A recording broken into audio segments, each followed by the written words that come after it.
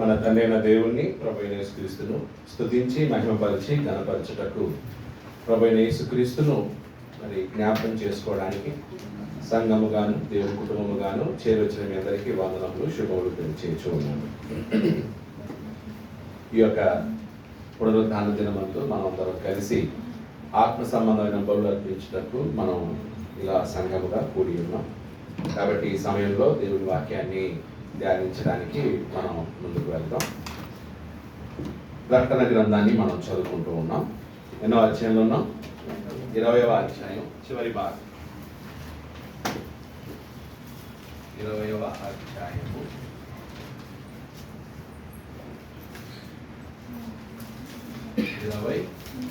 11 నుండి 15, 11 to 15, 20వ అధ్యాయం 11 నుంచి 15 వచనాల్లో. సో ఈ భాగం ఏంటంటే అంత్య తీర్పుల గురించి మాట్లాడేటువంటి వచనాలు.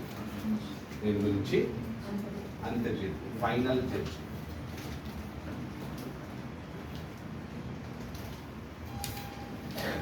అంత్య తీర్పు, final judgement. So final judgement ఎలా ఉంటుందో తెలియజేస్తూ యోహానికి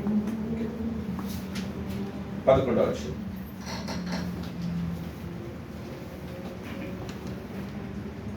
అధ్యాయం 11వ వచనం ఏముంది అక్కడ? మరియు ధవలమైన మహాసింహాసనమును దాని యందు ఆసీనుడై ఉన్న ఒకనిని చూచితిని. సో ధవలమైన సింహాసనమును దాని యందు ఆసీనుడై ఉన్న ఒకనిని చూచితిని. సింహాసనమునందు ఆసీనుడై ఉన్నవాడు ఎవరు? సింహాసనమందు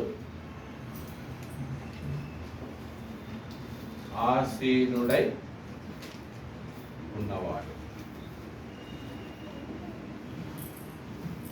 చాలా మంది సింహాసనాసీనుడై ఉన్నాడు అంటే వెంటనే తండ్రికి చాలా మంది ఆలోచిస్తారు. సింహాసనాసీనుడు అంటే తండ్రే. యేసుక్రీస్తు సింహాసనాసీనుడైనాడు, పక్కలో ఏదో కర్ర చేత పట్టుకొని నిల్చొని ఉన్నట్లు చూస్తారు కొంతమంది. కానీ ఇక్కడ సింహాసనాసీనుడై ఉన్నవాడంటే ఎవరు? యేసుక్రీస్తు. అంటే యేసుక్రీస్తు కూడా సింహాసనాసీనుడై ఉంటాడు. అంటే ఆయన కూడా సింహాసనమునందు కూర్చొని ఉంటాడు.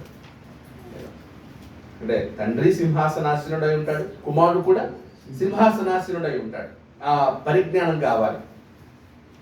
కొంతమంది ఇమ్మెచ్యూర్గా ఉండేటువంటి చర్చ్ ఆఫ్ క్రైస్ట్ బోధకులు సింహాసనాసీనుడు అంటే ఓన్లీ ఎవరు మాత్రమే? తండ్రి మాత్రమే అనుకుంటున్నారు. ఆ సింహాసనాసీనుడు యేసుక్రీస్తు కూడా ఎందుకు కూర్చుంటాడు? తండ్రి కూర్చుంటే యేసుక్రీస్తు ఎక్కడ కూర్చుంటాడు? నిల్చొని ఉంటాడు. అది మన మెంటాలిటీతో ఆలోచిస్తూ ఉంటాం. అంటే తండ్రి కూర్చుంటే కుమారుడు చేతులు కట్టుకొని నిలబడి ఉంటాడు. సో ఇక్కడ వీళ్ళు అదే బిహేవియర్తో ఉంటారు. కాబట్టి కూడా యేసుక్రీస్తుని తండ్రిని కూడా అదేలా చూస్తున్నారు.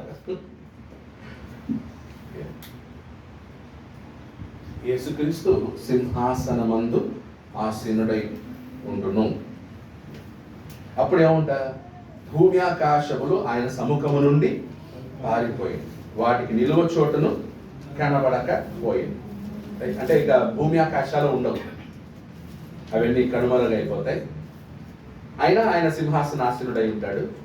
ఆ తర్వాత తీర్పు సమయంలో మొత్తం మృతులు, లేకపోయిన మృతులందరూ ఆయన సన్నిధానం ముందు నిలబడి ఉంటారు. సో ఇక్కడ మనం సింహాసనాసీనుడై ఉన్నవాడు ఎవరంటే యేసుక్రీస్తు అని అంటున్నాం కదా. దానికి కొన్ని క్రాస్ రెఫరెన్సెస్ చూద్దాం మనం. మత్తయి సువార్త 25వ అధ్యాయం 31 నుండి 32 వచనాలు. సింహాసనాసీనుడై ఉన్నవాడు ఎవరు? యేసుక్రీస్తు. ఆయన ఎవరు అన్నమాట? యేసుక్రీస్తు. సో దానికి వచనాలు మత్తయి సువార్త 25, 31 నుంచి 32. తన మహిమతో మనిషి కుమారుడును ఆయనతో కూడా సమస్త దూతలను వచ్చినప్పుడు ఆయన తన మహిమ గల సింహాసనం మీద ఆసీనుడై ఉండును. ఎవరు? మనుష్య కుమార్. మనుష్య కుమార్ అంటే ఎవరు? యేసుక్రీస్తు. యేసుక్రీస్తు ఎలా వస్తాడంట? సింహాసనంతో వస్తాడా? అక్కడ ఏముంది? ఎలా వస్తాడు ఆయన? సమస్త దూతలను మహిమతో సమస్త దూతలతో. ఓకే. బూరతో అక్కడ 25, 24 ఒకసారి 31 చదువు. మరియు ఆయన గొప్ప బూరతో తన దూతలను పంపును, వారు ఆకాశం యొక్క చివరి నుండి ఆ చివరి వరకు నలుదిక్కుల నుండి ఆయన ఏర్పరుచుకున్న వారిని పోగు చేతులు. ఒకసారి 25 కదా, 25, 31. తన మహిమతో ఎలా వస్తాడంట? తన మహిమతో మనుష్య కుమారుడును ఆయనతో కూడా సమస్త దూతలను వచ్చినప్పుడు ఆయన తన మహిమగల సింహాసనము మీద ఆసీనుడై ఉండును. సో యేసుక్రీస్తు సింహాసనం ఎటువంటిదంట? మహిమగల సింహాసనం. ఆ సింహాసనము మీద ఆయన ఆసీనుడై ఉంటాడు. రెండవ రాకడలో యేసుక్రీస్తు ఎక్కడ ఉంటాడు? సింహాసనాసీనుడై ఉంటాడు. ఆయన మహిమతో వస్తాడు, ఆయన సింహాసనము మహిమతో కూడా నింపబడి ఉంటుంది. అలాగే యోహాను సువార్త 5వ అధ్యాయం 22, 23 వచనాలు చూడండి. సో ఇక్కడ డిస్క్రిప్షన్స్ రాసుకోవచ్చు. మహిమ గల సింహాసనమందు యేసుక్రీస్తు ఆసీనుడగును.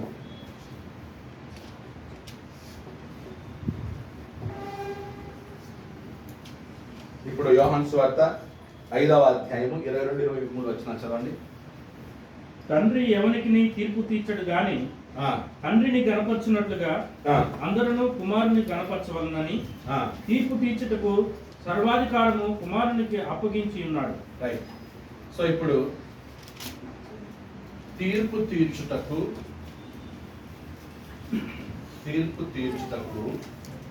తండ్రి ఎవరికి అప్పగించాడు? తండ్రి తన కుమారునికి అప్పగించాడు. ఎందుకు? ఇప్పుడు తీర్పు తీర్చేవాడు ఎవరు? కుమారుడు. అంటే ఎవరు? యేసుక్రీస్తు. తీర్పు తీర్చేది ఎవరు? యేసుక్రీస్తు. ఎందుకు తండ్రి తన కుమారునికి తీర్పు తీర్చే అవకాశం ఇచ్చాడు? వై?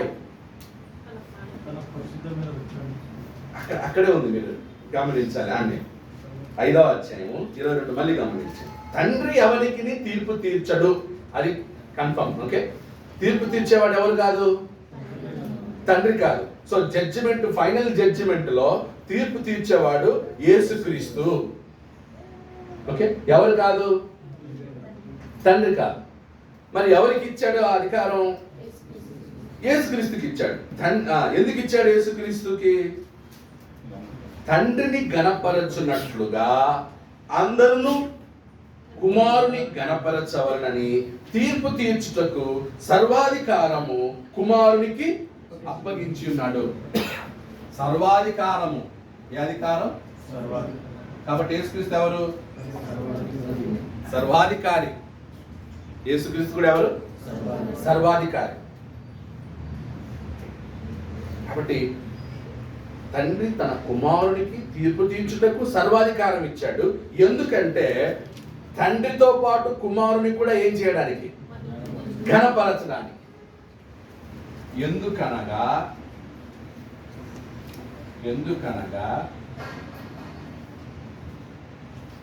తండ్రితో పాటు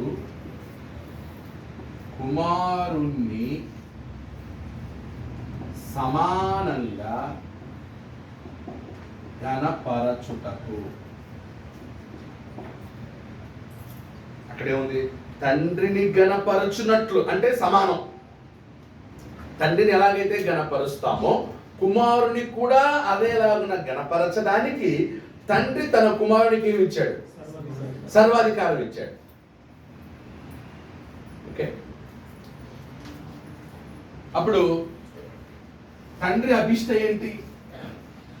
దీన్ని బట్టి తండ్రి కోరిక ఏమైంది అక్కడ? తన కుమారుడు కూడా ఘనపరచబడాలి. తన కుమారునికి కూడా అదే ఘనత కావాలి, అదేలాంటి ఘనత కావాలి. అంటే కుమారునికి ఏమి ఇచ్చాడు అనమాట? సర్వాధికారం ఇచ్చాడు. తీర్పు తీర్చే అధికారం ఇచ్చాడు. ఓకే, అర్థమవుతుందా లేదా? ఒకవేళ తీర్పు తీర్చే అధికారం కుమారునికి ఇవ్వకపోయి ఉంటే, అది కూడా తండ్రి చేసి ఉంటే, కుమారునికి ఘనత వచ్చేది అంటే వచ్చేది, కానీ తండ్రికి వచ్చినంత సమానంగా రాదన్నమాట. కానీ ఇక్కడ తండ్రి తన సంకల్పంలో ఏం చేస్తున్నాడు? తండ్రిని గణపరచున్నట్లుగా కుమారుని కూడా గణపరచవలనని కుమారునికి సర్వాధికారము ఇచ్చి ఉన్నాడు. కుమారుని గణపరచని వాడు ఆయనను పంపిన తండ్రిని గణపరచడు. సో ఇక్కడేంటి? ఎవరైతే కుమారుని గణపరచరో, ఎవరైతే తండ్రిని గణపరిచినట్లు కుమారుని గణపరచరో, వారు తండ్రిని కూడా ఏం చేయట్లేదు. ఈ విషయం ఎంతమంది చర్చావకాశాలకు అర్థమైంది? అర్థం కావట్లేదు.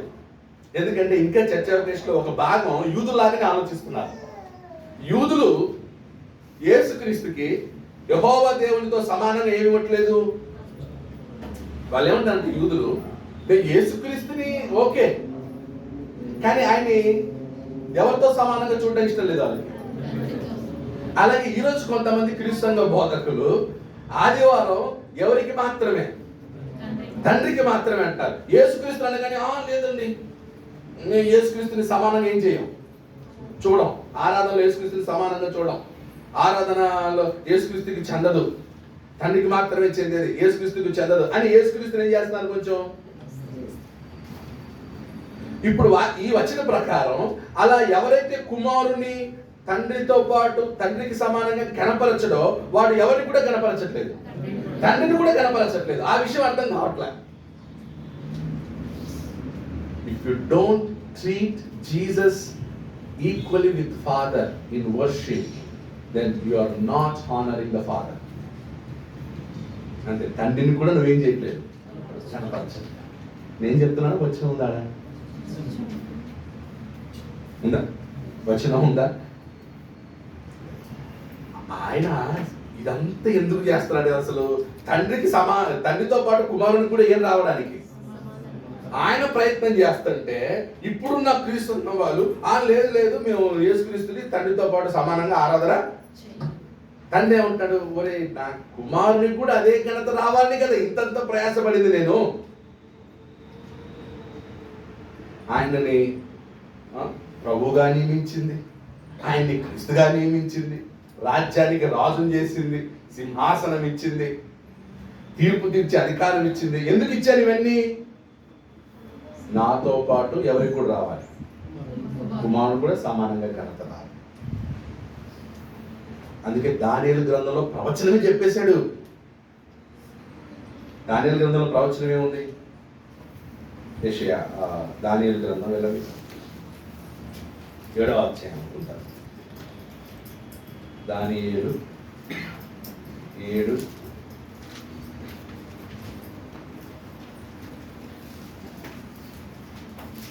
దానియేలు గ్రంథం 7వ అధ్యాయం 13 అనుకుంటాను. 13 చదవండి. రాత్రి కలిగిన దర్శనములను నేను ఇంకా చూచుచుండగా ఆకాశ మేఘారుడై మనుష్య కుమారుని పోలిన ఒకడు వచ్చి ఆ మహా ఉద్దుడగు వాని సన్నిధిని ప్రవేశించి. సో మనుష్య కుమారుడు దర్శనలు ఎవరు కనిపిస్తున్నారు?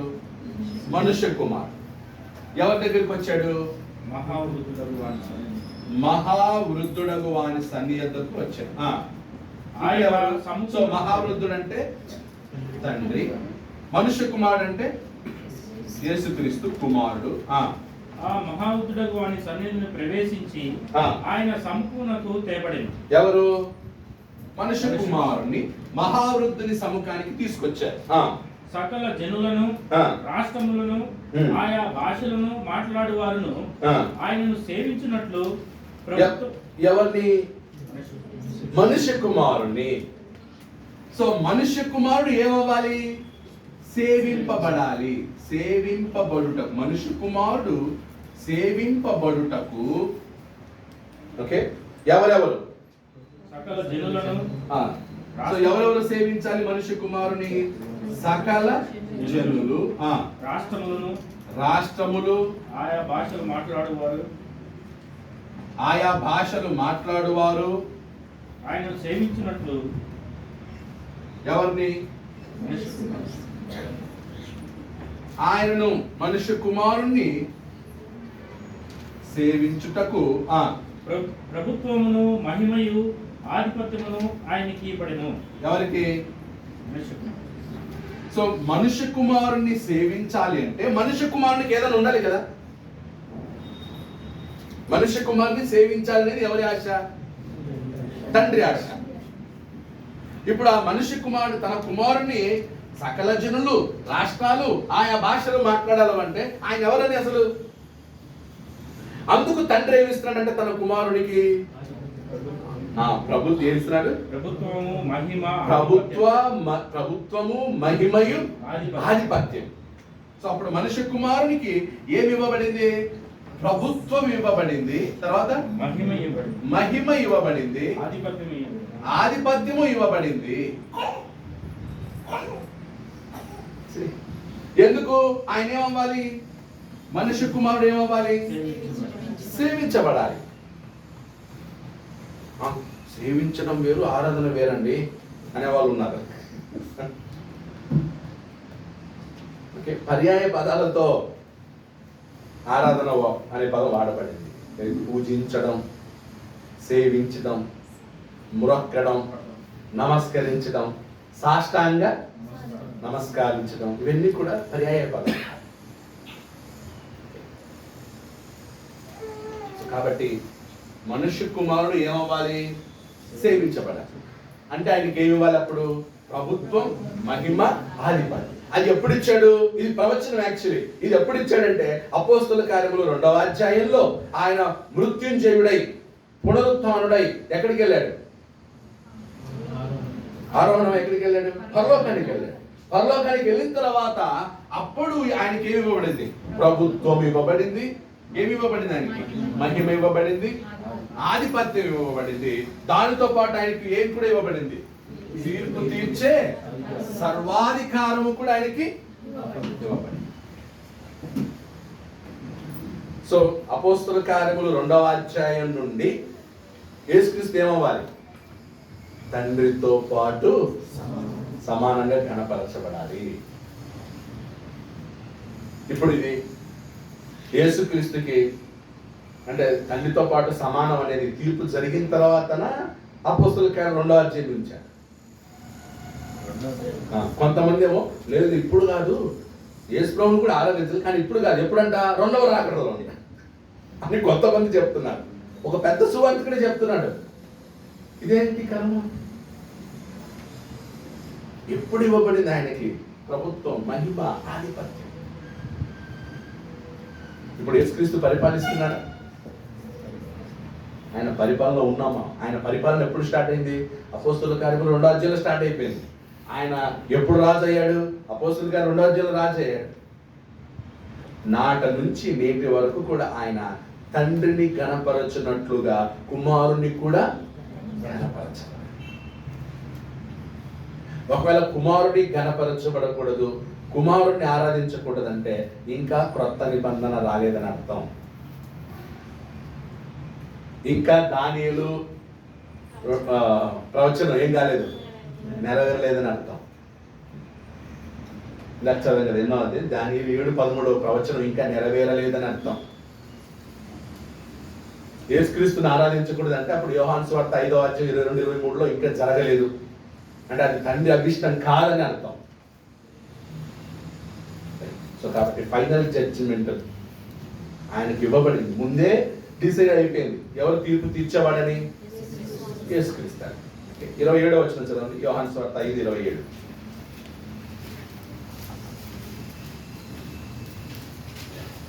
ఇరవై 22-23 చదివేస్తాం. 27వ వచనం ఉంది. మరియు ఆయన మనుష్య కుమారుడు కనుక తీర్పు తీర్చుటకు తండ్రి అధికారము అనుగ్రహించెను. సో ఆ విషయం, మనుష్య కుమారుడు కనుక తండ్రి కుమారునికి ఏమిచ్చాక? తీర్పు తీర్చే అధికారము అనుగ్రహించాడు.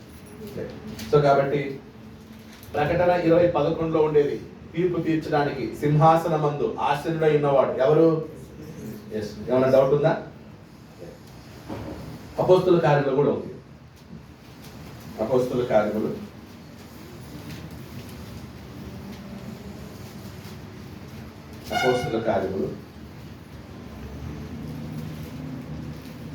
17 అధ్యాయం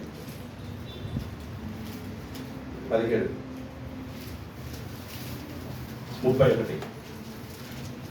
31 చదువు. అపోస్తుల కార్యములు 17, 30, 31.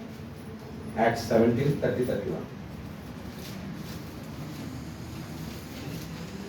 ఆ అజ్ఞాన కాలములను దేవుడు చూచి చూడనట్టుగా ఉండే. ఇప్పుడైతే అంతటను అందరూ మారు మనసు పొందవలనని మనుషులకు ఆజ్ఞాపించుచున్నాడు. ఎందుకనగా తాను నియమించిన మనుషుని చేత, తానంటే ఎవరు? తండ్రి అయిన దేవుడు నియమించిన మనుషుడు. ఎవరిని నియమించాడు? యేసుక్రీస్తుని నియమించాడు. ఎందుకు? నీతిని అనుసరించి భూలోకమునకు తీర్పు తీర్చబోయేది ఒక దినమును నిర్ణయించి ఉన్నాడు. మనుషుని చేత తీర్పు తీరుస్తాడు. అంటే తీర్పు తీర్చేవాడు ఎవరు? యేసుక్రీస్తు. ఆ అధికారం ఎవరికి ఇచ్చాడు? తండ్రి ఇచ్చాడు. తండ్రి యేసుక్రీస్తుకు అధికారం ఇచ్చాడు. ఏం చేయడానికి? భూలోకానికి తీర్పు తీర్చడానికి నియమించాడు.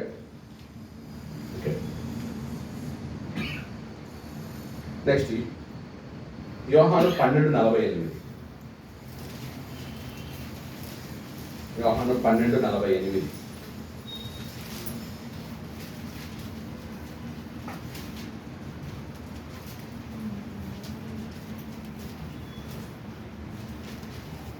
నన్ను నిరాకరించి నా మాటలు అంగీకరింపని వారికి తీర్పు తీర్చువాడొకడు కలడు.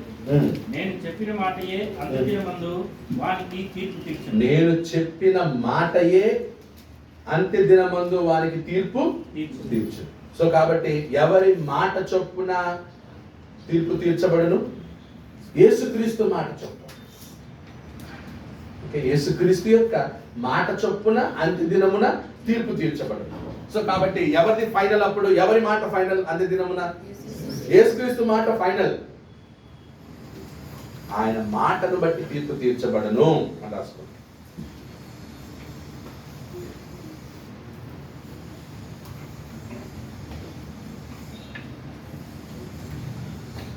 యోహాను 12:48 రాసుకోండి.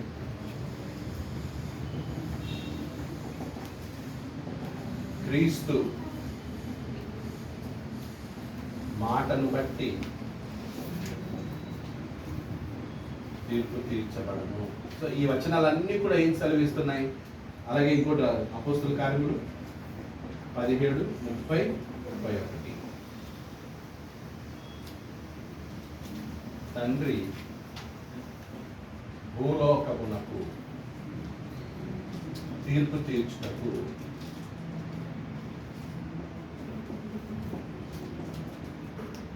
మనుష్య కుమారుని నియమించను. సో ఈ వచనాలన్నీ ఏం ప్రూఫ్ చేస్తున్నాయంటే ఫైనల్ జడ్జిమెంట్ ఇచ్చేది ఎవరు? యేసుక్రీస్తు అని రుజువు చేస్తున్నాయి. సో ఫైనల్ జడ్జిమెంట్ ఎవరు తీర్చారు? తండ్రి తీర్చాడు. ఎవరు తీర్చేది? యేసుక్రీస్తు. సో ఈరోజు మళ్ళీ ప్రకటన గ్రంథానికి వెళ్దాం.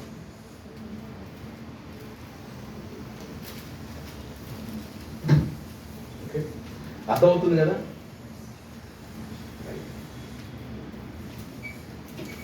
ఎవరు అడిగినా సంకోచం లేకుండా ఈ వచనాల ఆధారం చూపించి తండ్రితో పాటు క్రీస్తును కూడా గణపరిచేదే నిజమైన క్రీస్తు సంఘం.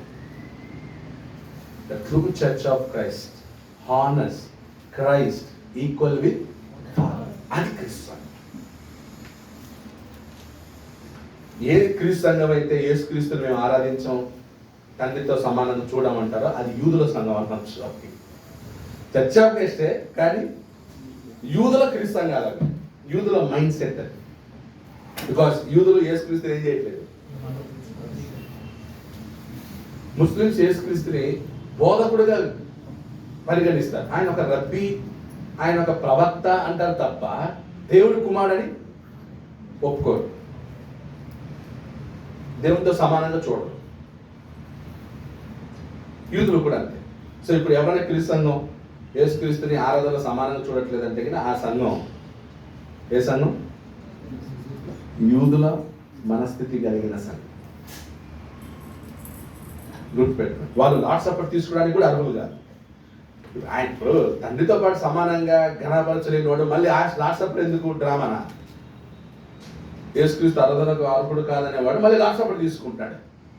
నువ్వు లార్డ్ సప్పర్ తీసుకుంటున్నావు అంటేనే it is accepted that you are worshipping Christ. అంతే. ఎందుకంటే యేసుక్రీస్తు ఎవరు? రాజు. యేసుక్రీస్తు ఎవరు? ఇప్పుడు ఆయన రాజు.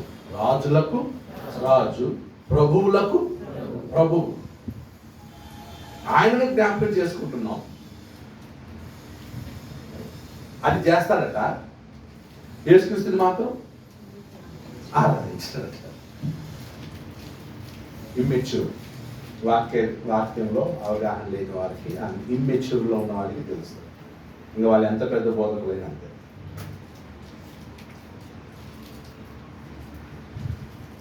అపోస్తలుల కార్యములు 10:42.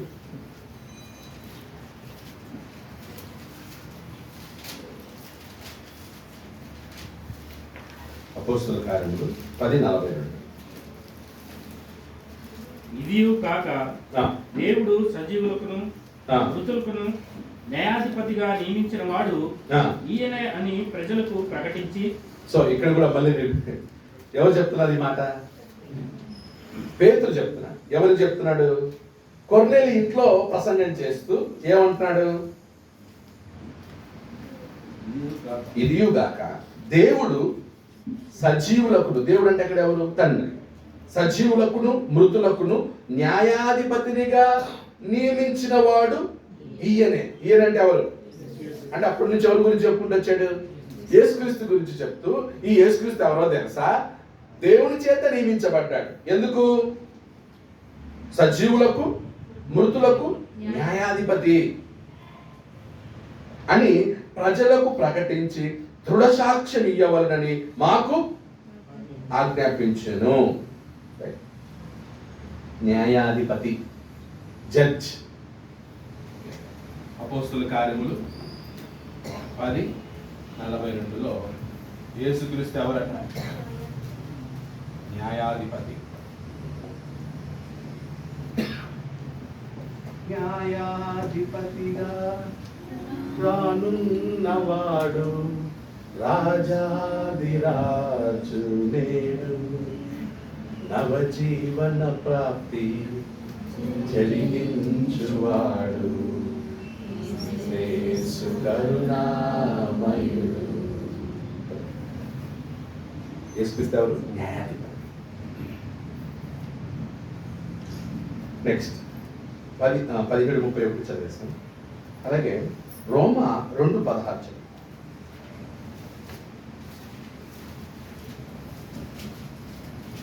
రోమా 2:16.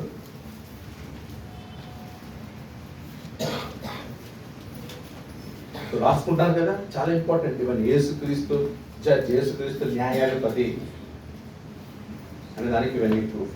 2:16 దేవుడు నా సువార్త ప్రకారము యేసుక్రీస్తు ద్వారా మనుషుల రహస్యములను విమర్శించు దినమందు ఇలాగు జరుగును. దేవుడు నా సువార్త ప్రకారము యేసుక్రీస్తు ద్వారా మనుషుల రహస్యములను విమర్శించు దినమందు ఇలాగు జరుగును.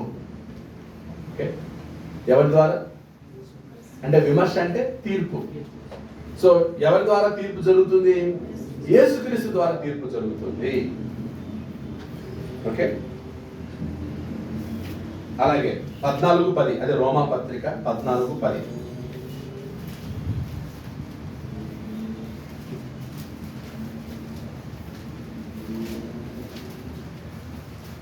అయితే నీవు నీ సహోదరునికి తీర్పు తీర్చనేలా, నీవు నీ సహోదరికి తీర్పు తీర్చనేలా, నీ సహోదరుని నిరాకరింపనేలా, నీ సహోదరుని నిరాకరింపనేలా, మనమందరము దేవుని న్యాయపీఠం ఎదుట,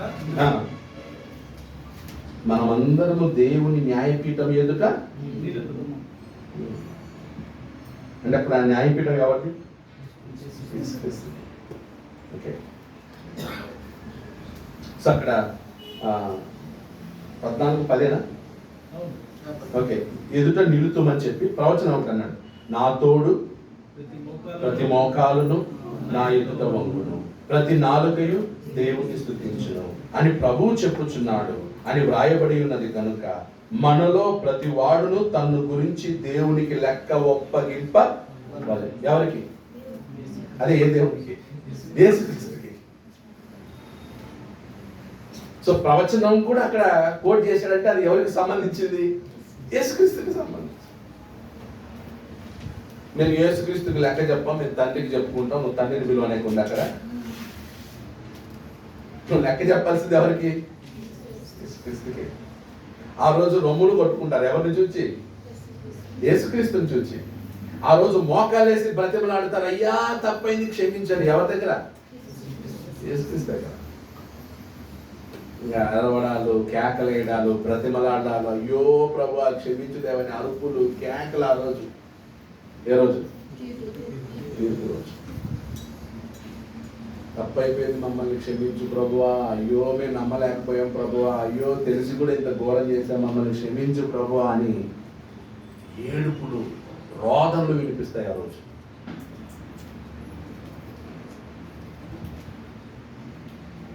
నెక్స్ట్ 2 కొరింథీ 5:10.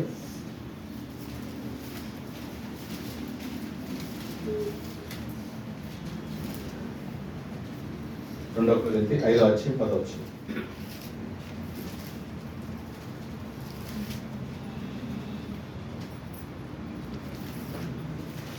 చదవండి. ఎందుకనగా యా. తాను జరిగించిన క్రియల చొప్పున అవి మంచివైనను సరే చెడ్డవైనను సరే దేహముతో జరిగించిన వాటి ఫలమును ప్రతి వాడును పొందునట్లు మనమందరమును క్రీస్తు న్యాయపీఠం ఎదుట ప్రత్యక్షము కావాలి. ఎవరి న్యాయపీఠం ఎదుట? క్రీస్తు న్యాయపీఠము ఎదుట ప్రత్యక్షము కావలేను. క్రీస్తు న్యాయపీఠం.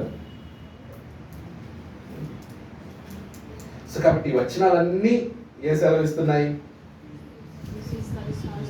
యేసుక్రీస్తు తీర్పరి, న్యాయాధిపతి, విమర్శించేవాడు. ఎవరు పరలోకానికి వెళ్ళాలి, ఎవరు నరకానికి వెళ్ళాలని డిసైడ్ చేసేది ఎవరు?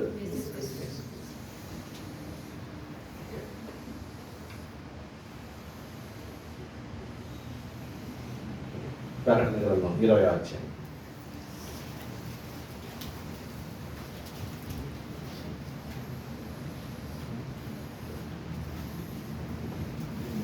సో అక్కడ ఇంకో మాట్లాడాడు, భూమి ఆకాశములు ఆయన సముఖము నుండి పారిపోయాను, వాటికి నిలువ చోటు కనబడకపోయాను.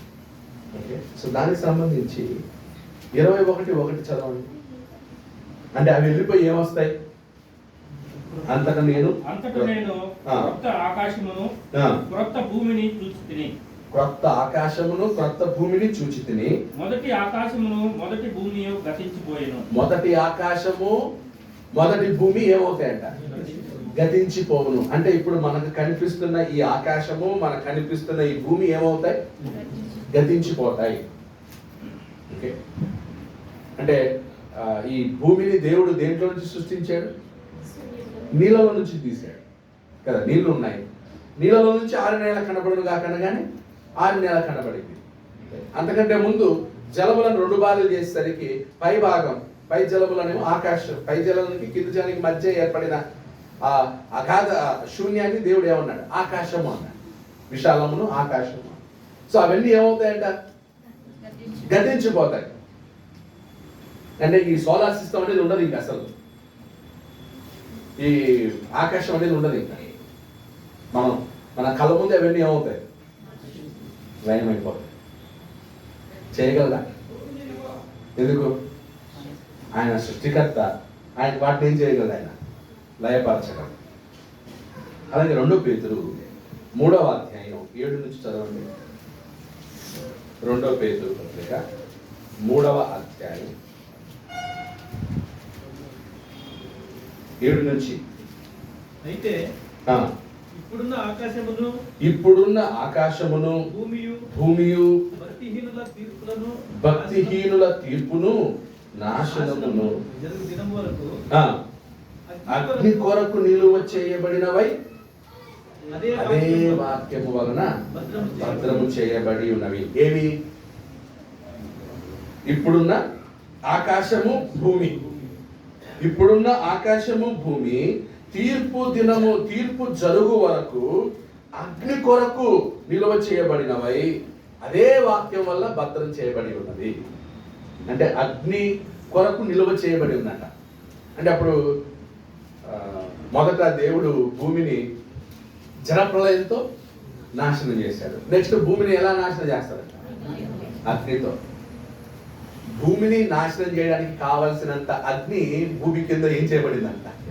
నిలువ చేయబడిందంట, స్టోర్ అయిందంట. అందుకే భూమిని మ్యాంటల్ అంటారు కదా. భూమి లెవెల్స్ ఏంటి? Crust, mantle, inner core, outer core. ఎక్కడ ఫైర్ ఎక్కడ ఉంటుంది? అగ్ని ఎక్కడ ఉంటుంది? ఇన్నర్ కోర్ లో అగ్ని ఉంటుంది. అదంతా బయటకు వస్తే అంతే భూమి ఏమవుతుంది కదా. ఇప్పుడు లావా కొన్ని ఎగ్జాంపుల్స్ ఉన్నాయి. కొన్ని మౌంటైన్స్, వాల్కెనోస్. ఏ కంట్రీలో ఎక్కువ ఉన్నాయి volcanoes? Which country has more volcanoes? Japan లో ఉంది. ఓకే. ఇంకా కొన్ని సమ్ యూరోప్ కంట్రీస్ లో ఉన్నాయి, కొన్ని ఇండోనేషియా, కొన్ని అటువైపు ఉన్నాయి volcanoes. So you must know. నాకు తెలియదు, మీరంతా కనుక్కుంటారు కదా. So you must know which country has more volcanoes. So దాంట్లో వాల్కెనో వేరు, లావా వేరు. వాల్కెనో ఏంటంటే ఏమవుతుందన్నమాట? ఫుల్ ఫైర్ తో బయటకు వస్తుంది. లావా ఏంటన్నమాట? మెల్లగా వస్తుంది. ఫుల్ వచ్చినా మెల్లగా వెళ్ళినా అది అగ్నినే. మొత్తం ఏమవుతుంది? భూమి అంతా కూడా కాలిపోతుంది. సో భూమిని నాశనం చేయడానికి కావలసినంత నిప్పు భూమిలో ఆల్రెడీ దేవుడు ఏం చేశాడంట? నిల్వ చేసి ఉంచాడు. సో పేతురు కూడా దాన్ని కన్ఫర్మ్ చేస్తున్నాడు. ఇంకా ముందుకు చదువు. 2 పేతురు 7 కదా, 10 చదువు. అయితే ప్రభు దినము దొంగ వచ్చినట్లుగా వచ్చును. ప్రభు దినం దొంగ వచ్చినట్లుగా వచ్చును. ఆ దినమున ఆకాశములు మహాధ్వనితో గతించిపోవును. పంచభూతములు మిక్కటమైన వేండ్రముతో లయమైపోవును. భూమియు దాని మీదనున్న కృత్యములు కాలిపోవును. ఇవన్నీ ఇట్లు లయమైపోవునవి గనుక ఆకాశములు రవులుకొని లయమైపోవునట్టు, పంచభూతములు మహావేంద్రముతో కరిగిపోవునట్టు దేవుని దినపు రాకడ కొరకు కనిపెట్టుచు దానిని ఆశతో అపేక్షించుచు మీరు పరిశుద్ధమైన ప్రవర్తనతోను భక్తితోను ఎంతో జాగ్రత్త గలవారై ఉండవలెను. అయినను మనం ఆయన వాగ్దానమును బట్టి క్రొత్త ఆకాశముల కొరకును క్రొత్త భూమి కొరకును కనిపెట్టుచున్నాము. వాటి యందు ఏదని? పరలోకం. ఆ క్రొత్త ఆకాశం మనకి పరలోకం ఎలా ఉంటది? క్రొత్త ఆకాశము క్రొత్తది. మనకు పరలోకం క్రొత్తది. మరి ఇప్పుడున్న భూమి ఆకాశాలు పంచభూతాలు ఏమవుతాయంట? లయమైపోతాయి, కరిగిపోవును అన్నాడు. మరి ఇంక లాభం వస్తే అన్ని ఏమవుతాయి? కరిగిపోతాయి. భూకంపం వచ్చినా కూలిపోని భవనాలు కూడా ఏమవుతాయి? అంతే, కరిగిపోతాయి. స్టీల్ రాడ్తో కట్టారు కదా, అవన్నీ లావతో ఏమవుతాయి? అన్ని కరిగిపోతాయి. సో ఇది ప్రకటనలో మాత్రమే చెప్పలేదు, పేతురు కూడా చెప్పారు. హెబ్రీ పత్రికలో కూడా ఉంది. చూడండి, హెబ్రీ పత్రికలో ఏముంది? 12. ఇవి దేనికి వచ్చినాలంటే భూమి ఆకాశములు లయమైపోవును దానికి వచ్చిన. అప్పుడు ఏవేవి రాస్తున్నారు? ఒకటి ప్రకటన 21:1, తర్వాత ఇంకోటి పేతురు 2 పేతురు 3:7-13 రాస్తున్నారు. నెక్స్ట్ ఏది? హెబ్రీ పత్రిక 12వ అధ్యాయం 25-27.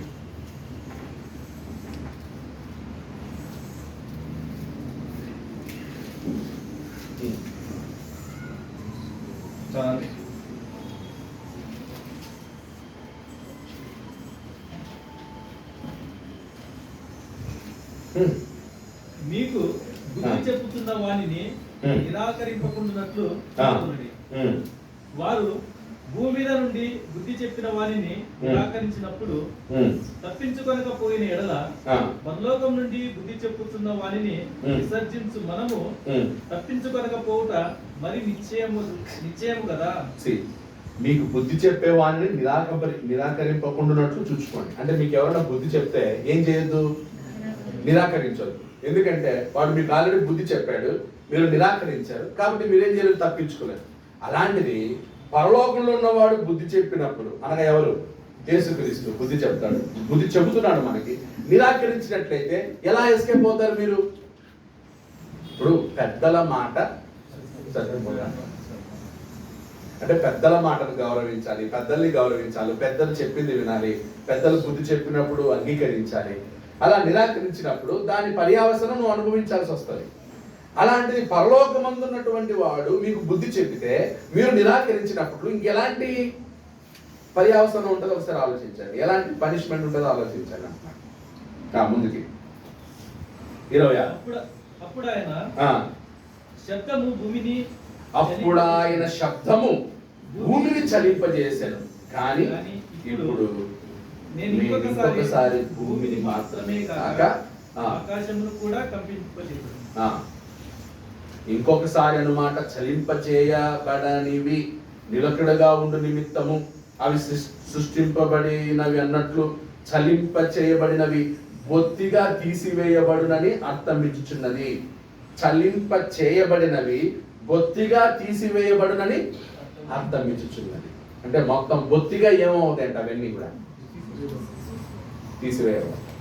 ఒకసారి కంపించాడంట భూమిని, ఈసారి కంపిస్తే మొత్తం ఏమవుతాయంట? అసలు ఏమి లేకుండానే పోతాయి. ఆయన శబ్దము భూమిని కంపించిందంట. ఆయన సౌండే, ఆయన వాయిసే భూమి కదిలిందంట. ఆయన వాయిస్కి ఇప్పుడు సీనాయి పర్వతం మీద మోషే మాట్లాడుతున్నప్పుడు జనులు ఆ పర్వతం దగ్గరికి వెళ్ళలేకపోయారు. ఎందుకు? ఆయన శబ్దానికి భూకంపం వచ్చింది. దేవుడు మాట్లాడితే ఆ శబ్దం భూకంపం కలిగింది. ఇంకా అలాంటిది ఆయన కోపంతో మాట్లాడితే ఏమవుతాయి? మొత్తం అన్నీ కదిలించబడి తీసివేయబడదు పూర్తిగా. సో కాబట్టి ఈ వచనాలన్నీ కూడా ప్రకటన 20:11కి సపోర్టెడ్ అన్నమాట. ప్రకటన 20:11 ఏం చెప్తుంది? యేసుక్రీస్తు సింహాసనాసీనుడై ఉన్నప్పుడు, ఆయన వచ్చినప్పుడు, తీర్పు తీర్చడానికి వచ్చినప్పుడు భూమి ఆకాశములన్నీ కూడా ఏమవుతాయి అన్నమాట? దయమైపోతాయి. దానికి ప్రకటన మాత్రమే చెప్పలేదు, వేరే వచనాలు కూడా సపోర్ట్ చేస్తాయి. ప్రకటన నిజమా అబద్ధమా? ప్రకటన నిజమని పేతురు చెప్పాడు, హెబ్రీ గ్రంథకర్త చెప్పాడు, యేసుక్రీస్తు భూమి మీద ఉన్నప్పుడు చెప్పాడు.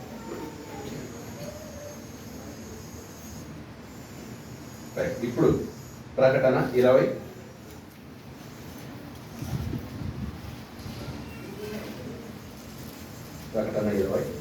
మళ్ళీ వద్దాం. 11 వచ్చడానికి ఎంత టైం పట్టింది? ఓకే, 12 చదవండి. మరియు గొప్పవారేమి కొద్దివారేమి మృతులైన వారందరూ ఆ సింహాసనం ఎదుట నిలబడి చూసి. సో ఎవరెవరు నిలబడతారు? గొప్పవారేమి కొద్దివారేమి మృతులైన వారందరూ కూడా ఎక్కడ నిలబడతారంట? ఆ సింహాసనం ఎదుట. అంటే ఏంటి దాని అర్థం? No caste system. అక్కడ క్యాస్ట్ సిస్టమ్ కానీ విఐపి కానీ ఏమి కూడా ఉండవు. సో 20:12 గొప్పవారేమి కొద్దివారేమి మృతులైన వారందరూ ఎక్కడ నిలబడతారు? సింహాసనము ఎదుట. సింహాసనము ఎదుట కూర్చుంటారా? నిలబడి ఉంటారా? గొప్ప వాళ్ళు ముఖేష్ అంబానీ రిలయన్స్ నుంచి కొత్త చైర్ తెప్పించుకుంటాడా? గొప్ప గొప్ప నాయకులు అందరూ కూడా కుర్చీలో కూర్చొని ఉంటారా? వాళ్ళకి ఏమన్నా లేదా బిజినెస్ క్లాస్ ఏమన్నా ఉంటుందా? ఈ ఫ్లైట్ ఉన్నట్టు బిజినెస్ క్లాస్ ప్రయారిటీ లైన్ ఉంటుంది. మీరు ఫ్లైట్ ఎక్కడ ప్రయారిటీ లైన్ వాళ్ళకి మాత్రం అంటే బిజినెస్ క్లాస్, వాళ్ళకి సపరేట్ కుర్చీ ఉంటుంది, ఫ్లైట్లో సపరేట్ ట్రీట్మెంట్ ఉంటుంది, ఎందుకంటే ఎక్కువ డబ్బులు కట్టాడు కాబట్టి. ఇక్కడ ఏంటి, నువ్వు డబ్బున్నా లేకపోయినా, పేదోడమైనా ధనవంతుడైనా గొప్పవాడు అందరికి ఒకే ట్రీట్మెంట్. అక్కడ ప్రయారిటీ లైన్ బిజినెస్ క్లాస్ అనో ఏమీ ఉండదు. గొప్పవారేమి కొద్దివారేమి మృతులైన వారందరూ సింహాసనం ఎదుట నిలవబడవలెను. అప్పుడు ఏమవుతుందంట? అప్పుడు గ్రంథములు విప్పబడెను. మరియు జీవ గ్రంథమును వేరొక గ్రంథము విప్పబడెను. జీవ గ్రంథమును వేరొక గ్రంథము విప్పబడెను. ఆ గ్రంథముల యందు రాయబడి ఉన్న వాటిని బట్టి తమ క్రియల చొప్పున మృతులు తీర్పు పొందిరి. తమ క్రియల చొప్పున మృతులు తీర్పు పొందిరి. నిలవబడి ఉండవలెను. ఇంకొక పాయింట్ ఏమంటే గ్రంథములు విప్పబడెను. గ్రంథములు విప్పబడెను. అందులో ఇంకొక గ్రంథం ఉంది. ఏదది? జీవ గ్రంథమును వేరొక గ్రంథము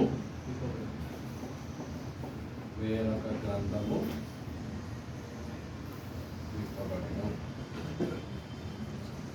గ్రంథాలు ఉన్నాయి, మళ్ళీ అందులో ఏ గ్రంథం అన్నమాట? జీవ గ్రంథం. ఏంటి డిఫరెన్స్?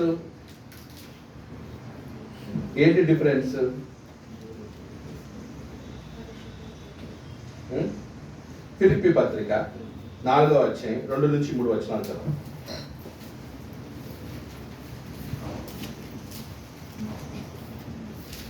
ఫిలిప్పీ పత్రిక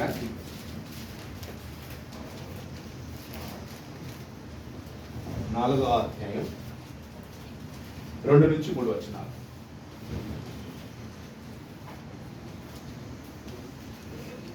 చదవండి.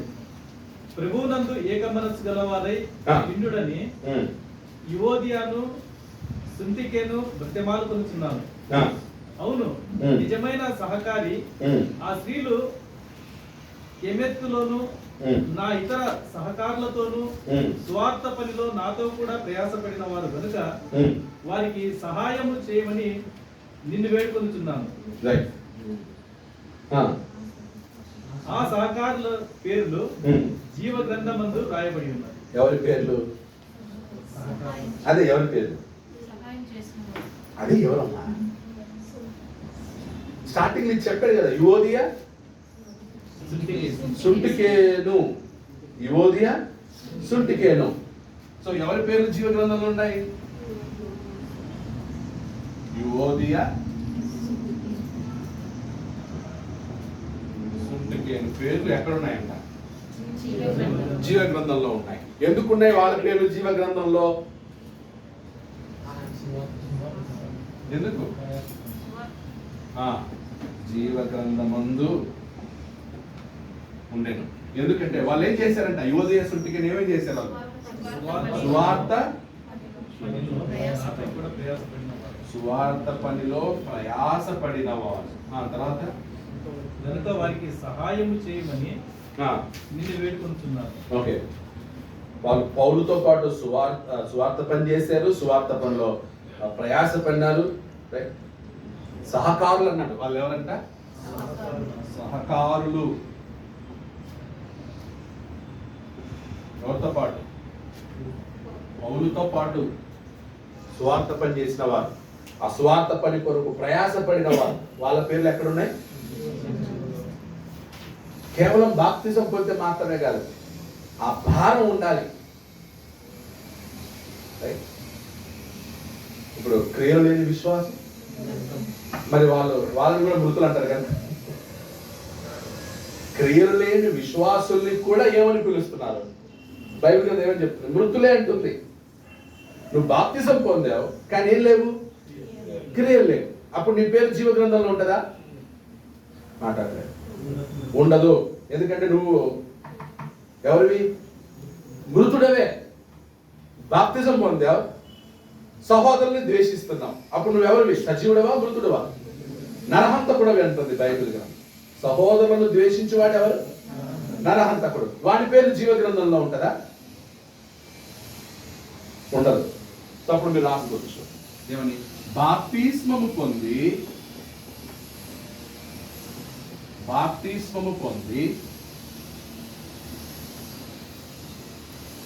క్రియలు లేనట్లయితే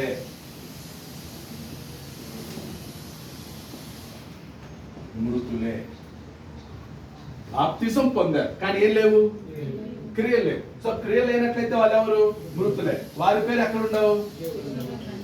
జీవ గ్రంథమందు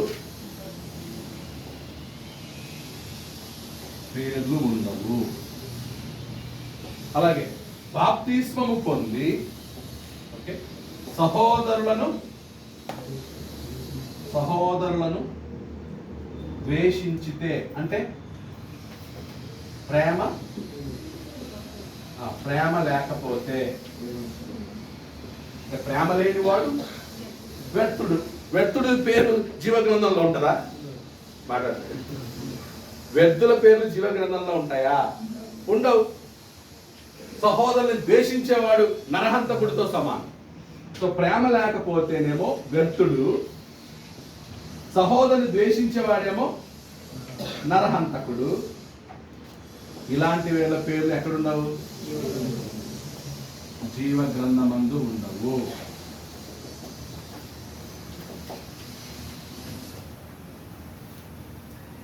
నేను చెప్తున్నా, బైబిల్ చెప్తున్నా. ప్రేమ లేని వాడు వ్యర్థుడు. వ్యర్థుల పేర్లు జీవ గ్రంథం ఎలా ఉంటాయి? నువ్వు రాసుకుంటావా వ్యర్థుల పేర్లు? వ్యర్థులకు మీరు ప్రాధాన్యత ఇస్తారా? వ్యర్థుల్ని మీ ఇంట్లో చేర్చుకుంటారా? వ్యర్థులకి మీరు పరమాణాలు వడ్డిస్తారా? వ్యర్థుడు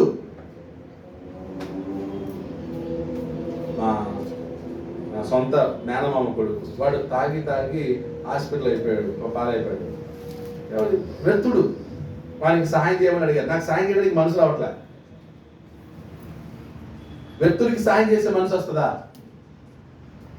మనం ఎవరికైనా 100 రూపాయలు సాయం చేసిన రోడ్లో ఒకవేళ తాగుబోతు అనుకోండి, తాగుబోతు అడుక్కుంటూ వచ్చాడు, సార్ 100 రూపాయలు డబ్బులు ఇస్తాం మనకి. ఎందుకు? తాగుబోతుకి ఇవ్వం. వాడు భిక్షాటన చేస్తున్నాడు, వాడికి మనం డబ్బులు ఇస్తే వాడు పోయి ఏం చేస్తాడు? మళ్ళీ పోయి తాగొచ్చి మళ్ళీ డబ్బులు అయిపోతే మళ్ళీ అడుక్కుంటాడు. అలాంటి వాడికి ఇస్తాము మనం. సో వ్యక్తుల మీద మనం ఏం చూపాం? దేవుడు చూపించాలా? బాప్తిసం పొందావు కానీ అందరిని ద్వేషించడమే, అందరిని తిట్టడమే, కుళ్ళుకోవడం, అసూయపడడం, ఒక ధర్మకార్యం లేదు, ఒక సత్కార్యం లేదు, ఒక పరామరిపు లేదు, ఏమి లేకపోయినా నీకు మాత్రం జీవ గ్రంథంలో పేరు ఉండాలి. ఎలా కుదురుతుంది? కానీ యువదేశ ఉంటుకి అలా కాదు. వాళ్ళు ఎవరట? సువార్త పనిలో ప్రయాసపడ్డారు, సహకారులు, పౌలు అంటారు. వారి పేర్లు జీవ గ్రంథంలో రాయబడి. సో ఈరోజు మన గోల్ ఏంటి? జీవ గ్రంథంలో నా పేరు రాయబడి ఉండాలి అంటే అప్పుడు నేనేం చేయాలి? సత్కార్యాలు చేయాలి, సువార్త పనిలో ప్రయాసపడాలి, సంఘ క్షేమాభివృద్ధిలో ప్రయాసపడాలి, సహోదరుల మధ్య ఐక్యంగా ఉండాలి, ప్రేమ కలిగి ఉండాలి, ద్వేషం అనేది ఉండకూడదు, కుళ్ళు అనేది ఉండకూడదు, అసూయ ఉండనేది ఉండకూడదు, వారులేనితనం ఉండకూడదు. ఎల్లప్పుడూ ప్రభునందు దిగులు పడ్డా డేంజరే. దిగులు పడ్డా, చింత కలిగి ఉన్నా ఏం లేనట్టు, విశ్వాసం లేనంటే. ఇప్పుడు నువ్వు చింత కలిగి ఉన్నావు అనుకో, ఏం లేదు. యేసు ఏమంటాడు? మీరు దేన్ని గురించి చింతింపరు, నీ చింత యావత్తు నీ భారము యెహోవా మీద. మనకు అన్ని ఉన్నా మళ్ళీ చింత కదా. అన్ని ఉన్నా, మంచి ఉద్యోగాలు ఉన్నా, మంచి బట్టలు ఉన్నా, అన్ని వ్యవస్థలు ఉన్నా ఏం రా, అన్ని ఉన్నా హ్యాపీ ఎందుకు లేదు? మొన్న ఎవరో ఒకటి పెట్టాడు, ఏ భిక్షగాడికి జుట్టు ఊడిపోదంట. ఇక్కడ భిక్షగాళ్ళకి జుట్టు ఊడిపోదట, పెద్ద పెద్ద బిజినెస్ మ్యాన్లకి జుట్టు ఊడిపోతుంది డబ్బున్న వాళ్ళకి. ఎందుకంటే వాడికి ఏం లేదు, ఏ చింత లేదంట. డబ్బున్నోడికేమో చింత ఊడిపోతాదంట జుట్టు. అదే మరి మనకి ఇంత డబ్బున్నా న్యాచురల్ జుట్టు లేదు, అనుకుంటున్నాడు వాడి జుట్టు ఎంత బాగుంది.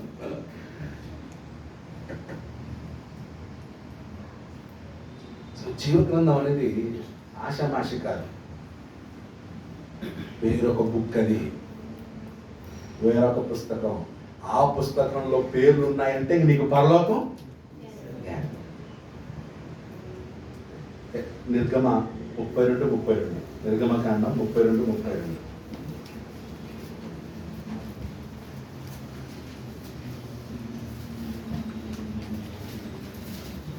నిర్గమకాండం 32:32.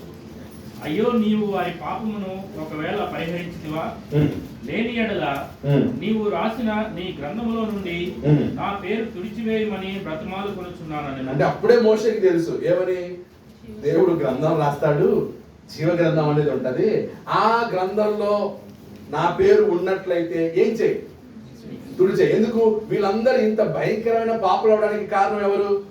నేను ప్రభువా, నా పేరు తుడిచేసే అంటున్నాడు మోషే. దానికి దేవుడు రిప్లై ఏంటి? అందుకు యెహోవా, ఎవడు నా ఎదుట పాపము చేసెనో వాని నా గ్రంథములో నుండి తుడిచివేయుదును. కాబట్టి నీవు వెళ్ళి నేను నీతో చెప్పిన చోటికి ప్రజలు నడిపించుము. ఓకే, అంటే ఏంటి? నా పేరు తుడిచేయి ప్రభు అంటే నువ్వు నాకు చెప్పద్దయ్యా, ఎవరి పేరు తుడిచేయాలో ఎవరి పేరు ఉంచాలో నాకు తెలుసు.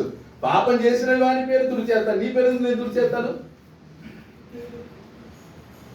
నువ్వు చేయలేదు కదా, వాళ్ళు చేస్తానికి నీ పేరు ఎలా తుడిచేస్తాను? చెప్పే పని. సో కాబట్టి మోషే కాలంలోనే జీవగ్రంథం ప్రస్తావన వచ్చింది. అదేదో కొత్త నిబంధన వచ్చిన తర్వాత అది పెట్టింది కాదు, అది ఎప్పటి నుంచి పెట్టాడు దేవుడు. నాకు తెలిసి భూమిని సృష్టించినప్పటి నుంచి బుక్ స్టార్ట్ చేసినట్టున్నాడు దేవుడు. ఏప్రిల్ 9:15.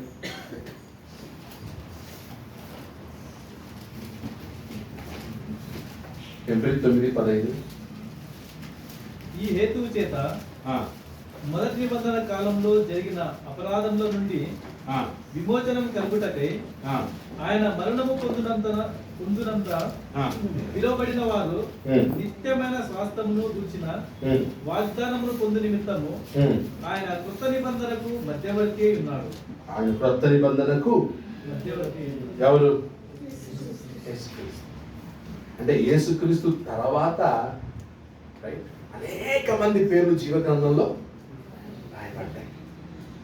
అన్యుడని, యూదుడని, గ్రీసు దేశస్తుడని ఏం లేదనమాట.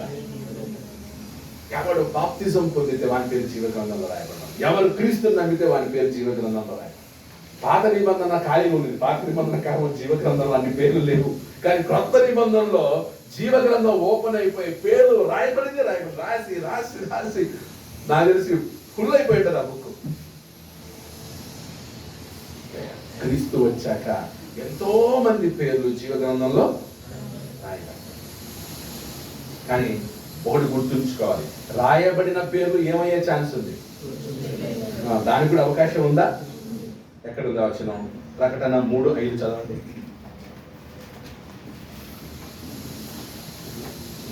ప్రకటన 3:5 మరియు 22:19. జయించువాడు అలాగున తెల్లని వస్త్రములు ధరించుకును, జీవ గ్రంథము నుండి అతని పేరే మాత్రమును తుడిచిపెట్టక నా తండ్రి ఎదుటను ఆయన దూతల ఎదుటను అతని పేరు ఒప్పుకుంది. సో జయించు వాని పేరు జీవ గ్రంథమందు ఏమవుదంట? తుడిచి వేయబడదు. జయించు వాని పేరు జీవ గ్రంథమందు తుడిచి వేయబడదు. జయించలేక ఓడిపోయినాడు అంతే. అంటే ఇక్కడ జయించడం అంటే అదేదో పెద్ద యుద్ధం చేయమని కాదు. ఏది యుద్ధం చేయాలి? సాతానుని ఎదిరించడం, పాపక్రియల్ని ఎదిరించడం. మన పోరాటం దేంతో? పాపంతో. శోధిస్తాడు సాతాను, నువ్వేం చేయకూడదు. వాడు నువ్వు పాపం చేసేటట్లు వాడు శోధిస్తే నువ్వు నిలబడాలి. అది జయం. పాపం చెయ్యకుండా బ్రతికేవాడే, పాపంలో జీరో ఉండేవాడే జయించేవాడు. అంతే, వీరికేం లేదు. దేవుని దృష్టిలో జయించేవాడు ఎవరంటే పాపమును జయించిన, శోధల్ని జయించినవాడు, అపవిత్రతను జయించినవాడు, వ్యభిచారాన్ని జయించినవాడు, మోసాన్ని జయించిన, అన్నిటినీ జయించేవాడు.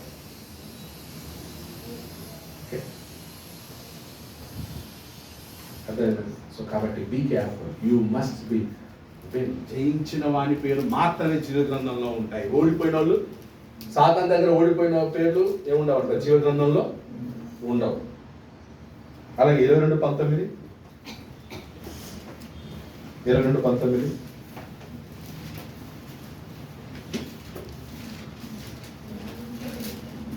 ఎవడైనను ఈ ప్రవచన గ్రంథముందున్న వాక్యములలో ఏదైనాను తీసివేసిన ఎడల దేవుడు ఈ గ్రంథంలో వ్రాయబడిన జీవవృక్షంలోను పరిశుద్ధ పట్టణంలోను వానికి పాలు లేకుండా చేయండి. వానికి పాలు లేకుండా, ఈ గ్రంథంలో పాలు లేదు, జీవవృక్షంలో పాలు లేదు. ఎవరైతే ఈ గ్రంథం ఉన్న వాటిని తీసివేస్తాడో, లేకుండా చేస్తాడో, అంటే సత్యాన్ని అబద్ధంగా మార్చేవాడు. ఈ సత్యం అబద్ధం రెండు చాలా ఇంపార్టెంట్. అబద్ధం వచ్చేసి సాతానుకు ప్రతీక. అబద్ధానికి జనకుడు ఎవరు? అంటే ఫాదర్ ఆఫ్ లై ఎవరు? సాతాను. ట్రూత్. కాబట్టి సాతాన్ని వెంబడించిన, అబద్ధాన్ని వెంబడిస్తే ఎవరిని వెంబడించినట్టు? అబద్ధం ఎక్కువ ఆడితే ఎవరు గెలిచినట్టు? అబద్ధం బోధిస్తే ఎవరు గెలిచినట్టు? యేసుక్రీస్తు దేవుడి కుమారుడు కాదు, నిజమా అబద్ధమా? దాన్ని బోధించేవాడు ఎవరు? యేసుక్రీస్తు దేవుడు కాదు, నిజమా అబద్ధమా? దాన్ని బోధించేవాడు ఎవరు? అంతే అంతే. చాలా మంది ఈజీ అనుకుంటున్నారు. ఒకటి తెలుసుకొని రీసెర్చ్ చేసి దాని గురించి సంపూర్ణ అవగాహన తెచ్చుకొని మాట్లాడాలి. ఎందుకంటే మనం మాట్లాడే ప్రతి మాటను బట్టే ఏముంటుంది, అందులో బోధ చేస్తే ఎంతమందిని చెడగొట్టినట్టు బోధ చేసేవాడు. ఇప్పుడు మత శాఖలో కొంతమందిని చెడగొడుతున్నారు. ఎంతమందిని చెడగొడుతున్నారు? వాళ్ళు వేల సంఖ్యలో చెడగొడుతున్నారు.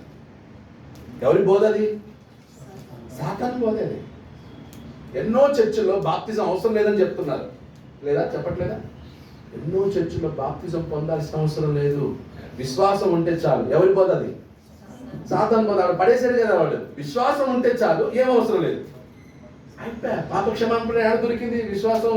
అందరూ యేసు ప్రభువుని విశ్వసిస్తున్నాం, బాప్తిజం పొందాం. బాప్తిజం పొందకపోతే ఏం లేదు. ఎన్నో చర్చిల్లో రక్షణ పొందకుండా ఉన్నారు. బాప్తిజం పొందకుండా, రక్షణ లేకుండా బ్రతుకుతున్నారు. మళ్ళీ చర్చికి వెళ్తారు. Baptism is very important. అందుకే నమ్మి బాప్తిస్మము పొందువాడు రక్షింపబడును, నమ్మని వారికి శిక్ష లేదు. అంటే బాప్తిజం పొందినోడు రక్షింపబడతాడు, నమ్ముతున్నాడు కానీ బాప్తిజం పొందకపోతే శిక్ష. నమ్మినా వేస్ట్. అప్పుడు అలాంటి బోధలు ఉన్నాయి. ఇవన్నీ సాతానువే. అప్పుడు వాళ్ళందరినీ కూడా, వాళ్ళ పేర్లన్నీ కూడా ఏమవుతాయంట? జీవ గ్రంథంలో నుంచి తుడిచివేయబడతాయి, తీసివేయబడతాయి. మళ్ళీ ప్రకటన కొద్దాం. లాస్ట్ ముగింపులో ఉన్నాం. 12వ వచనం అర్థమైంది కదా? 13వ వచనం. సముద్రము తనలో ఉన్న మృతులను అప్పగించెను, మరణమును పాతాళమును వాటి వశమునున్నది. మృతులను అప్పగించెను, వారిలో ప్రతివాడు తన క్రియల చొప్పున తీర్పు పొందెను. మరణమును మృతుల లోకమును అగ్నికుండములో పడవేయబడెను. ఆ అగ్నికుండము రెండవ మరణము. అగ్నిగుండము రెండవ మరణం. 3.20:13. సో 20:13 ఏం చెప్తుంది? No one will escape the judgement. ఎవడు కూడా తీర్పును ఏం చేయలేదండి, తప్పించుకోలేడు. No one will escape the judgement. అది 20వ అధ్యాయం 13వ వచనం యొక్క సారాంశం. దానికి క్రాస్ రెఫరెన్స్ యోహాను 5:28-29 చదవండి. యోహాను 5వ అధ్యాయం 28-29 వచనం.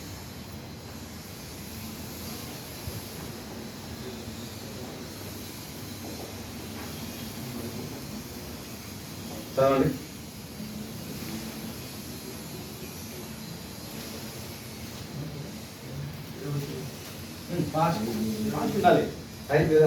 దీనికి ఆశ్చర్యపడకూడదు. ఒక కాలము వచ్చుచున్నది. ఆ కాలమున సమాజంలో ఉన్న వారందరూ ఆయన శబ్దము విని మేలు చేసిన వారు జీవ పునరుద్ధానమునకును, కీడు చేసిన వారు తీర్పు పునరుద్ధానమునకును బయటికి వచ్చారు. సో ఏంటి దాని అర్థం? ఇప్పుడు నువ్వు మేలు చేసినా కీడు చేసినా ఎక్కడ నిలబడాల్సిందే?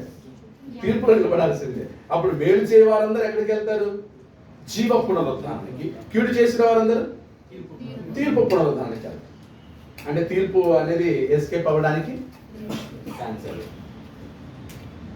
నెక్స్ట్ ప్రకటన 20:14-15 వచనం చదవండి. ఏముంది అక్కడ?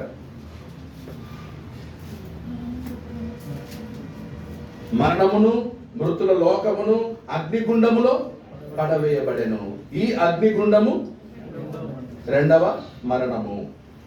ఎవరి పేరైనను జీవ గ్రంథమందు వ్రాయబడినట్టు కనబడని ఎడల వాడు అగ్నిగుండములో పడవేయబడెను. అగ్నిగుండము. సో ఈ అగ్నిగుండమును ఏమన్నారు? రెండవ. ఇంకొక పేరు అగ్నిగుండానికి, ఇంకొక పేరండి నరకము. నరకము. ఓకే.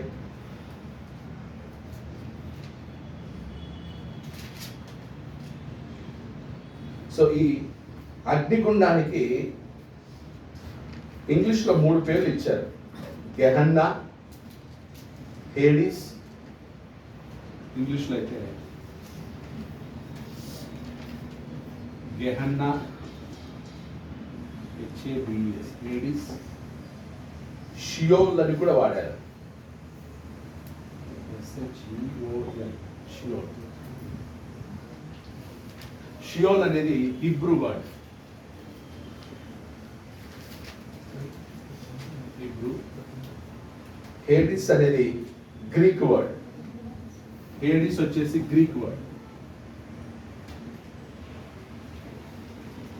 అలాగే గెహన్నా కూడా గ్రీక్ వర్డ్. గెహన్నా కూడా గ్రీక్ లాంగ్వేజ్ లో.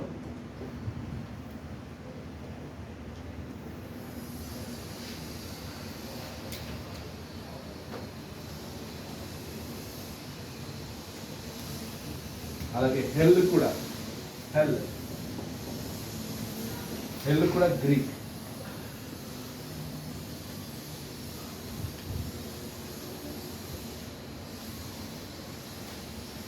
సో యేసుక్రీస్తు కూడా భూమి మీద ఉన్నప్పుడు వీటి గురించి మాట్లాడా. కొన్ని వచనాలు రాసుకోండి. లూకా 8:31.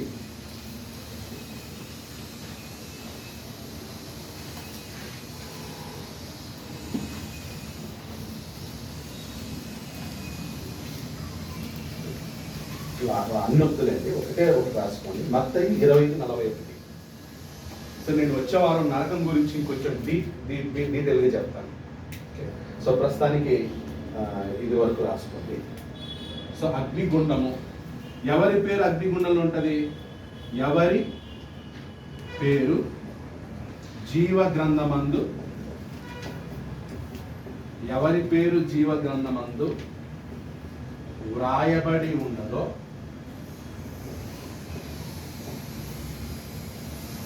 వారు అగ్నిగుండములోకి వెళ్తారు. సో అగ్నిగుండం అనగా నరకం తప్పించుకోవాలంటే పేర్లు ఎక్కడ ఉండాలి? జీవ గ్రంథంలో ఉండాలి. జీవ గ్రంథంలో పేరు లేకపోతే ఎక్కడికి వెళ్తారు? అగ్నిగుండంలోకి పడవేయబడతారు. So judgement, final judgement. So ఎవరి పేరు జీవ గ్రంథంలో ఉంటుంది, ఎవరి పేరు జీవ గ్రంథంలో ఉండదు అనేది నెక్స్ట్ వీక్ చెప్తాను. ఎలాగో వచ్చాం కాబట్టి అది కూడా కంప్లీట్ చేస్తాం. జీవ గ్రంథంలో ఎవరి పేరు ఉంటుంది, జీవ గ్రంథంలో ఎవరి పేరు ఉంటుంది, నరకం అంటే నరకం గురించి బైబిల్ ఏం చెప్తుంది అనే దాని గురించి వచ్చేవాళ్ళు ఆలోచన. సో దీన్ని బట్టి ఏమవుతుంది, ఫైనల్ జడ్జిమెంట్ ఎవరు, యేసుక్రీస్తు. ఎందుకు ఇవ్వబడింది ఆయనకి ఫైనల్ జడ్జిమెంట్, తీర్పు తెచ్చే సర్వాధికారం ఎవరు ఇచ్చారు ఆయనకి, తండ్రి ఇచ్చాడు. ఎందుకు ఇచ్చాడు, తండ్రితో పాటు సమానంగా ఆయన ఏం చేయాలి. ఇప్పుడు మనం చేస్తున్నామో చేయట్లేదా, చేస్తాం.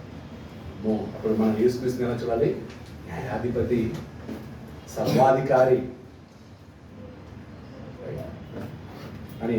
అందుకే మనం ఆరాధనలో తండ్రితో పాటు ఎవరిని కూడా గణపరుస్తున్నాం, అందుకే తండ్రిని స్తుతిస్తున్నాము, క్రీస్తుని స్తుతిస్తున్నాం. తండ్రిని మహిమపరుస్తున్నాం, క్రీస్తుని మహిమపరుస్తున్నాం. తండ్రిని ఆరాధిస్తున్నాం, క్రీస్తుని ఆరాధిస్తున్నాం. ఇద్దరు కూడా అదే బైబిల్ ఎక్కడ ఇచ్చింది, సత్యవాక్యం అందరికీ